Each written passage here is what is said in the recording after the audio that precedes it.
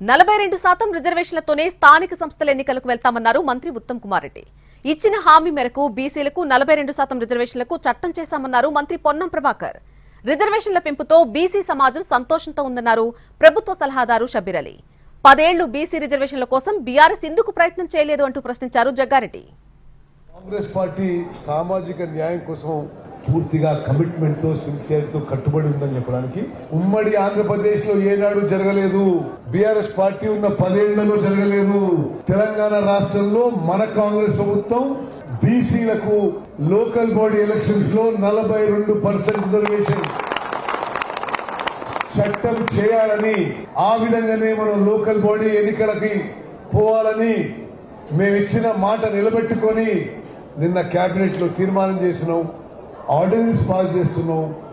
ఇప్పటికే 18 నెలలు స్థానిక సంస్థల ఎన్నికలు వాయిదా పడ్డాయి. బలైన వర్గాల ప్రాతినిధ్యం 42% ఎన్నికలు జరుగుతూ చట్టపరంగా వాళ్ళందరికీ కూడా రిజర్వేషన్ల ప్రక్రియ అమలైతూ వాళ్ళ ప్రాతినిధ్యం పెంచినట్లయితే భవిష్యత్తులో చట్టసభలకు కూడా అవకాశం వస్తుంది. కాబట్టి ఈ ప్రక్రియ మొత్తంగా జరిగే విధంగా అందరూ సహకరించాల. చట్టంలో ఉన్నటువంటి ప్రజాస్వామ్యంలో ఉన్న అందరిని కోరుతా ఉన్నాం.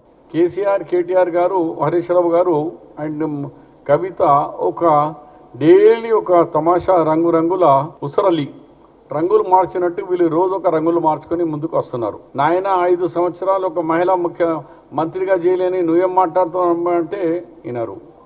అలాగే హరీష్ రావు, కేటీఆర్ బీసీ గురించి ఇప్పుడు ఇది అవుతుందా, అమలు అవుతుందా అని మాట్లాడుతుంటే ఏం చెప్పాలా?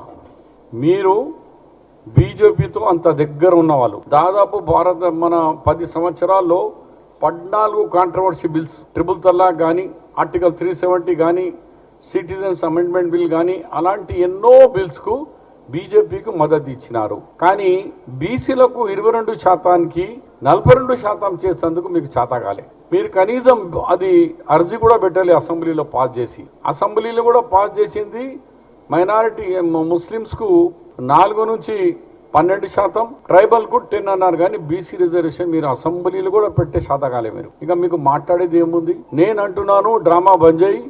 చేయకపోతే చేయలేదంటారు, చేస్తేనేమో వంకలు పెడతారు. ఇది తప్పు. ఇది ప్రతిపక్షాలకు ఇది సహం మంచిది కాదు. నేను బీఆర్ఎస్ 10 ఏళ్ళు వాడుకున్నది, ఇప్పుడేమో లేచింది. నేనేమంటున్నంటే 10 ఏళ్ళు టీఆర్ఎస్ ఉన్నప్పుడా మీరు దీని గురించి ప్రయత్నాలు చేయలేదు? సెంట్రల్ బీజేపీ ఉన్నా మీరు అక్కడ అడిగితే మీద ఏటోడు లేడు. తెలంగాణలో కాంగ్రెస్ గవర్నమెంట్ ఇదొక మేము ప్రాసెస్ అయితే తీసుకొచ్చి పెడుతున్నాం కదా, అంత ముద్ద తయారు చేసి పెడుతున్నాం, వంట చేసి రెడీ చేసి పెడుతున్నాము. విన్నారా? అలా మీరు